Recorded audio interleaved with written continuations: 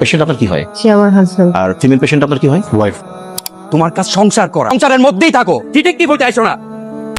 আর মান, তুমি যতটুকু স্মার্ট আছো ততটুকুই থাকো। আপনার হাজবেন্ডকে আমরা বাঁচাতে পারলাম না। যার কথা শুনতে চাচ্ছ সে মারা গেছে।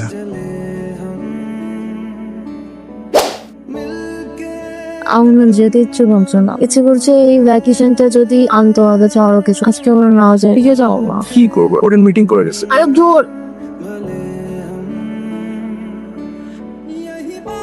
মেহেরিন নামে একটা পেশেন্ট আসছে মনে হয়, অ্যাডমিট হয়েছে এখানে। একটু ডিটেলে বলুন। আমার কাছে ফোন আসছিল একটা অ্যাক্সিডেন্ট কেস। ও হ্যাঁ, উনি তো এখন আইসিইউতে আছেন। 48 ঘন্টার আগে কিছু বলা যাচ্ছে না। অ্যাক্সিডেন্ট হয়েছে কিভাবে? সেটা তো আমি বলতে পারবো না। বেরিতে আরো একজন ছিল। পেশেন্ট কি হয় আপনার? আমার ওয়াইফ। কে ছিল সাথে জানেন? সাজিদ হায়দার। ওখানে ওনার ওয়াইফ বসেন। Serious consequence of traumatic brain injury. অ্যাক্সিডেন্টের কারণে ব্রেনের উপর একটা ফোর্সফুল ইম্প্যাক্ট পড়ছে। দুজনের অবস্থা একটু ক্রিটিক্যাল। ইন্টারনাল রিং এর কারণে অক্সিজেনের লেকেন্সি হয়ে গেছে। ব্রেনেও কিছুটা ড্যামেজ হয়েছে। মনে করছি যে 8 ঘন্টা বা 72 ঘন্টার পরে কিছু হতে পারবো। পেশেন্ট আপনার কি হয়? সে আমার হাজবেন্ড। ফিমেল পেশেন্ট আপনার কি হয়? ওয়াইফ। তো আপনারা এগুলো পরিচিত, আমি ফ্যামিলি ফ্রেন্ডস। জি, ফ্যামিলি ফ্রেন্ডস। চাই বাকি আপডেট আপনাদেরকে ডিউটি ডাক্তারি দিয়ে দিবে। কি অবস্থা ওর? আইসিইউতে 20 ঘন্টা অবজারভেশন থাকবে। ব্রেন হ্যামারেজ হতে পারে। কিছুই বুঝতে পারলাম না। বাবা মা মরে যাওয়ার পর আমি একজন সাপোর্ট হয়েছিল। ওর কিছু হয়ে কোথায় যাবো, কার কাছে যাবো? তুমি ওর সাথে ছিলে না? অফিস কলিগ ছিলেন। গাড়িকে চালাতেছিল, কাটা কই?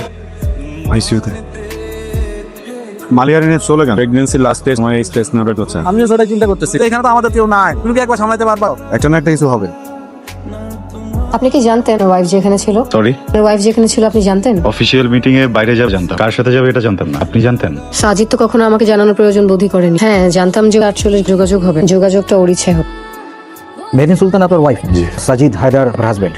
আচ্ছা, ওনারা কি কোনো অফিসিয়াল ট্যুরে এসেছিলেন? জি। অফিসিয়াল ট্যুরে নাকি ঘুরতে যাওয়া জানি না, কিন্তু অ্যাক্সিডেন্টের সময় একসাথে ছিল, এটুকু জানতে পেরেছি। আচ্ছা, বুঝতে পেরেছি। এখানে ওনাদের পার্সোনাল জিনিসপত্র আছে। এটা আপনার আর এটা আপনার। Excuse me, sorry. কি খাবেন একটু বললে? খাবো। সারাদিন তো মনে হয় কিছু খাননি। হালকা পাতলা কিছু খেলে ভালো লাগবে। ভালো লাগার মতো তো কোনো কিছু ইট হয়নি। আপনি কিছু মনে রাখো, এত কিনতে একটু দেখতে পারি কি?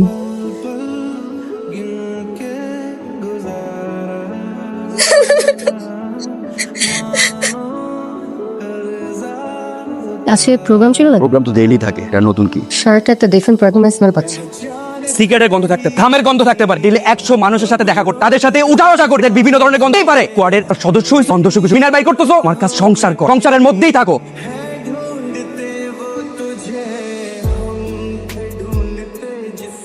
আপনার হাজবেন্ডের ফুল নাম কি জানতে পারি? সাজিদ হায়দার। এনআইডি কপিটা থাকলে আমাকে একটু পাঠানো যাবে? দিচ্ছি। সাজিদ, এবার ছাড়ো তো, ভালো লাগতেছে। আমাকে রেডি হইতে দাও। I am always ready. Sajid, তুমি কি করছো এগুলো? ভিডিও কেন করতেছো? আমার অসুস্থ লাগছে। ভিডিও বন্ধ করো। তোমার ফোনে পাসওয়ার্ডটা বলো। পাসওয়ার্ড দখলে দেখি। সমস্যা মুখে বলো। ফোন করবা? দেখলি আমি কাউকে ফোন করার জন্য হাতে নেইনি। ছাড়া হাজবেন্ডের মোবাইল প্রতি মাসে একবার করে হলো চেক করা উচিত, হলে সংসার ভালো থাকে। প্রাইভেসি? হাজবেন্ড ওয়াইফের মধ্যে কিসের প্রাইভেসি? ওকে পয়েন্ট। ওয়াইফ যদি মাসে একবার হাজবেন্ড চেক করতে, সেই হিসেবে হাজবেন্ডও তো অ্যাটলিস্ট মাসে ওয়াইফের ফোন একবার চেক করতে পারে। আর man, don't try to be over smart. যতটুকু স্মার্ট আছে ততটুকুই থাকো, থেকে বেশি হইতে হবে না। ভনিতা না করে পড়টা বলো। মেহেরিন, পাসওয়ার্ড। আরে বাবা, এটাই আমার পাসওয়ার্ড। তুমি এত কিউট কেন?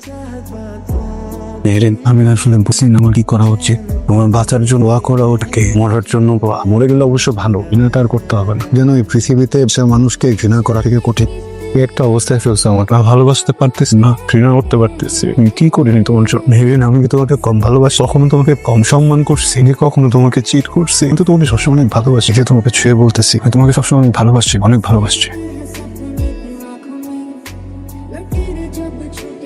কখনো চিন্তাও করে পরিস্থিতির সম্মুখীন হব। কেউ তো এরকম পরিস্থিতি নিয়ে চিন্তা করে না, বেশি শিকার হতে হয়েছে। আমাদের অবস্থাটা একবার দেখেন। গোপন কথাটা গোপন করতে পারতেছি না, আবার মন খুলেও কিছু বলতে পারছি, আমার সাথে শেয়ার করতে পারতেছি। আমি কিন্তু ব্যাপারটা অন্যভাবে দেখি। কিরকম? মাত্র আপনার সাথে আমি আমার মনের কথা শেয়ার করতে পারতেছি। অসুস্থ হয়ে শুয়ে আছে, তার বাবা মাকে এখনো জানতে পারিনি। কি বলবো এখনো ওইটাই ঠিক করতে পারিনি। আমরা শুরু করলাম, আত্মীয় স্বজন আসা শুরু করলাম, 1000টা প্রশ্ন করবে। আমি তো আপনার মতো মিথ্যা কথা বানাই বলতে পারি। সারা জীবন সত্য বলে গেলাম, অন্য একজনের সত্য ঢাকার জন্য মিথ্যা। কখনো ভাবিই না এমন দিন আসবে। আচ্ছা, আপনি বলেন তো, আমি মুখ ফুটে আসলে তাহলে কি বলবো? আমার ওয়াইফ বলার মতো কি করবে যেটা বলবো? হ্যাঁ বলেন তো একটা কথা। 11 জুন আপনার ওয়াইফ কি অফিসিয়ালে বাইরে গিয়েছিল?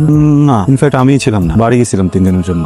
আমার শরীর অনেক খারাপ ছিল তো, 10, 11, 12 এই 3 দিন ও বাসায় ছিল। বাসায় রেখে থাকেন? বাসায় আমি থাকি, ওয়াইফ থাকে। ওর তো মা বাবা নাই, মা বাবা বাড়িতেই থাকেন। মেয়ের আছে, ও সকালে আসে, আপুর আগে চলে যায়। কি আসতেছেন কেন? তাহলে 2 দিন হতো কাজী আপনার বাসায় এসে। একদিন খুব রাতে সেরে আরেকদিন বলবেন। সামিয়া প্লিজ, আমার মুড নাই। তোমার তো কখনোই মুখ থাকে না। তোমাকে কতবার সিগারেট ধরাবা না? আমার বেডরুম, আমি সিগারেট ধরাই না কি করে সেটা আমার ব্যাপার। এক্সকিউজ মি, বেডরুমটা তোমার একার না, এটা আমার বেডরুম। আমি তোমাকে এতবার বলছি যে আমার প্রবলেম হয়, তোমার বেডরুমে কেন জ্বালাতে হবে? কারণ তোমার মুড, আমার ঘুমের মুডটা তো নষ্ট করে। আমি সারা দিন কাজ করে আর পরে এসে কি তোমার পিছনে বসে থাকবো? আমি কি একটা সুইচ অন অফ করলে আর অন হয়ে গেল? সাজিদ, আমরা হাজবেন্ড ওয়াইফ, চাহিদা থাকতে পারে না? হ্যাঁ, একটা রিলেশনশিপে স্পর্শটা অনেক গুরুত্বপূর্ণ, আমাকে বুঝাতে হবে। আরে তো সারাক্ষণ চিৎকার হয়েছে কি তোমার? এখন তো ছুঁয়েও দেখো না। হ্যাঁ, চিপকা থাকতাম তখন, নতুন নতুন সবাই চিপকায় থাকে, আমাদের মধ্যে একটা কেমিস্ট্রি ছিল। এখন না, আমি তোমাকে করি না, কি করবো এখন আমি? একটা রিলেশনশিপে কি অ্যাট্রাকশনই সবকিছু নয়, ফিলিংস ভালোবাসা বলতে কিছু না। না নাই। সবগুলো রিপোর্ট চলে এসেছে। আমার যেটা মনে হয় ওদের সাথে আলাদাভাবে শেয়ার করলে ভালো হয়, তাই না? সব ওনার সামনেই বলতে পারেন, সব জানেন। কি জানে? ইনভেস্টিগেশনে যা যা বের করেছেন এসব। তাহলে তো আপনারা বুঝতেই পারছেন। যাই হোক, ভালোই হলো। আমি আরো পজিটিভ ফিল করছিলাম, আপনারা বিষয়টা সহজভাবে নিয়েছেন। দেখেন, আমরা আসলে কোনো বিষয়কে সহজ করে দেখিনি, কিন্তু আমাদের আর কি করার আছে? এই জন্য যেই সিচুয়েশন আসতেছে নিয়ে চলতেছি। আর কি করবো বলেন? যদিও এটা একটা অ্যাক্সিডেন্ট কেস, তারপর তদন্তের স্বার্থে এগুলো বের করতে হয়েছে। আপনার স্ত্রী মেহরিন সুলতানা আর আপনার হাজবেন্ড সাজিদ হায়দার, ওনারা দুজন 2 তারিখে এখানে আসেন। তারপর হোটেল গ্র্যান্ড টাউনের 213 নম্বর রুমে একই সাথে অ্যাজ এ কাপল। হোটেল কর্তৃপক্ষের স্টেটমেন্ট, আইডি আর বাকি সব মিলে আমরা কনফার্ম করি। এরপর তারা এখানে 2 দিন থাকেন। 4 তারিখ ভোরবেলা সম্ভবত সাজিদ সাহেবের গুরুত্বপূর্ণ অফিসিয়াল কাজ। এরপর বাকি বিষয়গুলো রয়েছে। অ্যাক্সিডেন্টের কারণটা কি? মানে গাড়ি কন্ট্রোল হারিয়ে ফেলে, কন্ট্রোল করার মতো অবস্থায় ছিল। মেহেরিন রাঙ্ক। জি, ডোপ টেস্টে ওনার ব্লাডে অতিরিক্ত অ্যালকোহল পাওয়া গিয়েছে।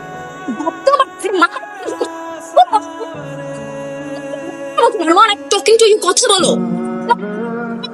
কোনোদিনও মত বানা তুই আমাকে বানানো নি বানা মত গিয়ে আসছো তুই নাকি ছিলাম না কিন্তু তুমি ভোট কিছু আর ওয়াদা ভাঙ আবার সরি বল সরি মাইল আরো বেশি এজন্য মারতে পারতে একটা মাতার সাথে আমি সংসার করব। আমি আর তোমার সাথে সংসার করব না। আর মানে আমি আমার বাপের বাড়ি চলে যাব। তুমি তোমার মত নিয়েই থাকো। আরে তুমি আমার করতে পারো না। আমি একটা মাতার সাথে সংসার করতে পারবো না। আমি জীবন কথা আমি শুনো।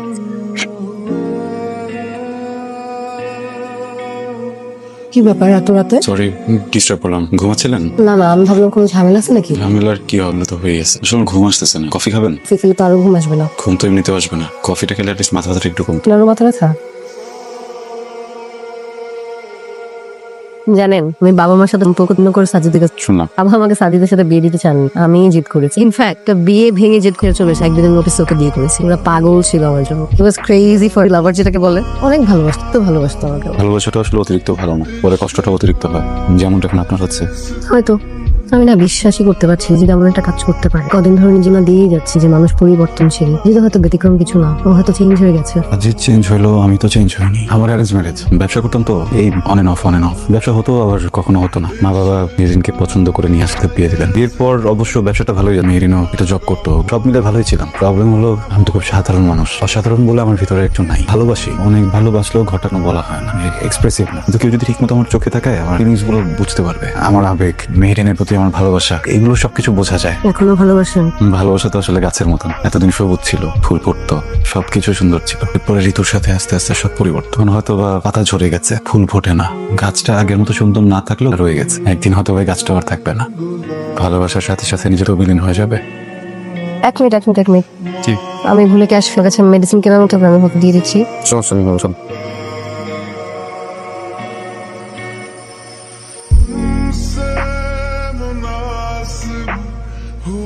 আপনাকে আজকে অনেক ফ্রেশ লাগছে। তাই? কি করলেন ঢাকায়? ঘুমিয়েছি, টাকা পয়সার ব্যবস্থা করে আসলাম। আপনি কি কর্মবিষ করেন? কর্মফল ওরা দুজন ওদের কর্মের শাস্তি ভোগ করছে। এখন বাঁচবে কি বাঁচবে না জানি না, তো বেঁচে থেকেও বা কি করবে? আপনার ওয়াইফ মারা গেলে আপনি খুশি হবেন? এটা কি সম্ভব? আমি তোর খারাপ চাইতে পারি, কিন্তু এটাও সত্য, ওর প্রতি এখন আর কোনো অ্যাট্রাকশন কাজ করে না। আমার প্রতি করে? আমি একটা সিদ্ধান্ত নিয়েছি। সাজিদের অপরাধ শোধ না পর্যন্ত আমি শান্তি পাচ্ছি না। কিভাবে নিবেন রিভেঞ্জ?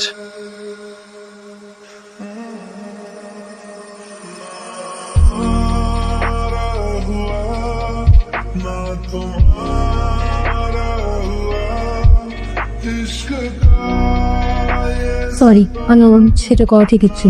আমারও তাই মনে হচ্ছে।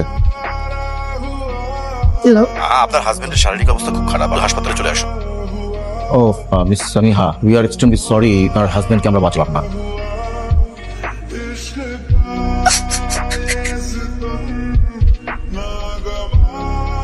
হ্যালো ভাই, লাশের গাড়ির কথা কি আপনি বলছিলেন? হ্যাঁ। লাশ কি হয় আপনার? এক্সকিউজ মি, আপনার ওয়াইফের সেন্স ফিরেছে, চাইলে দেখা করতে পারেন। কিছু বলতে চাও? যার কথা শুনতে চাচ্ছ সে মারা গেছে, কান্না পাচ্ছে, সমস্যা নেই।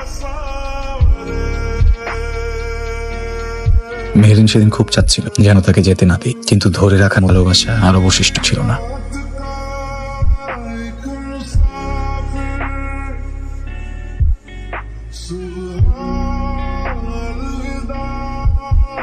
জীবন মাঝে মাঝে অদ্ভুত। হ্যাঁ তবুও সামনে এগিয়ে যেতে হয়।